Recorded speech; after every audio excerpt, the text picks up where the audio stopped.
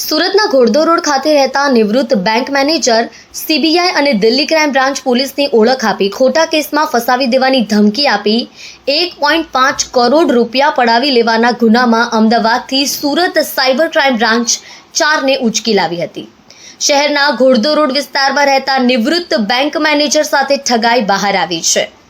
ગુનેગારો દ્વારા digital arrest કરીને તેમની સાથે સીબીઆઈ, દિલ્હી ક્રાઇમ બ્રાન્ચ અને ટેલિકોમ વિભાગના અધિકારીઓ તરીકે ઓળખ આપી મની લોન્ડરિંગના ડરભર્યા કિસ્સામાં ફસાવી દેવાની ધમકી આપી કુલ 1.5 કરોડ રૂપિયા પડાવ્યા હતા।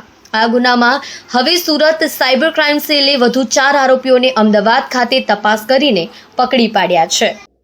Police commissioner sir Surat city દ્વારા સાયબર ક્રાઇમ સેલને આપવામાં આવેલી સૂચના અંતર્ગત જેઓની સાથે ડિજિટલ અરેસ્ટ થયું હોય એવા સુરત શહેરના નાગરિકોની ફરિયાદ સાયબર ક્રાઇમ સેલમાં નોંધીને જરૂરી કાર્યવાહી કરવામાં આવે છે। તે અંતર્ગત પાછલા દિવસોમાં સુરત શહેરના એક નિવાસી સાથે રિટાયર્ડ જે સિનિયર સિટીઝન પર્સન છે એમની સાથે 1 કરોડ 5 લાખ રૂપિયા જેટલી માતબર રકમનો સાયબર ક્રાઇમ ફ્રોડ થયેલો હતો, જેમાં તેમનું ડિજિટલ અરેસ્ટ સાયબર ક્રિમિનલ્સ દ્વારા કરવામાં આવ્યું હતું અને એમને પૈસા બચાવવાના બહાને કે આરબીઆઈમાંથી બોલીએ છે અને પોલીસ બનીને અલગ અલગ રીતે કોલ કરીને એમના વેરિફિકેશન માટે મલ્ટિપલ ટ્રાન્ઝેક્શન્સ કરાવીને 1 કરોડ 5 લાખ રૂપિયા જેટલી રકમ આરબીઆઈના સેફ એકાઉન્ટમાં સેફટી માટે રાખવામાં આવશે અને પછી પરત કરવામાં આવશે એવો ઝાંસો આપીને તેમનું સાથે સાયબર ક્રાઇમ કરવામાં આવેલું હતું। ડિજિટલ અરેસ્ટ તેમનું લાંબા સમય માટે રાખવામાં આવેલા હતા।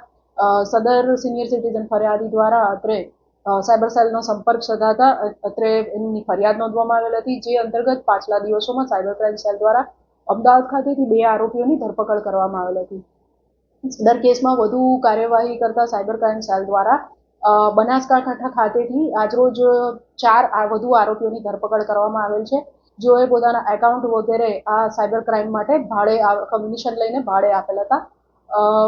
બનાસકાંઠા ખાતેથી જે આરોપીઓની ધરપકડ કરવામાં આવેલ છે તેમાં અબ્દુલ રહેમાન શેખ, નરેશભાઈ હીરાભાઈ રાઘુભાઈ ચૌહાણ, હર્ષભાઈ કરશનભાઈ પરમાર અને સંજય કુમાર કાનજીભાઈ સોલંકી એ 4 આરોપીઓની ધરપકડ કરવામાં આવી છે, જેમાંથી નરેશ ચૌહાણ અને અબ્દુલ રહેમાન શેખ દ્વારા પોતપોતાના એકાઉન્ટ ખોલીને કમિશન ઉપર સંજય સોલંકીને આપવામાં આવેલ હતા, જેઓએ કમિશન લઈને આગળ આ જે એકાઉન્ટ છે સાયબર ક્રિમિનલ્સને વાપરવા માટે પાસ કરેલા હતા અને આ એકાઉન્ટ તેમણે હર્ષ પરમારને આપેલા હતા।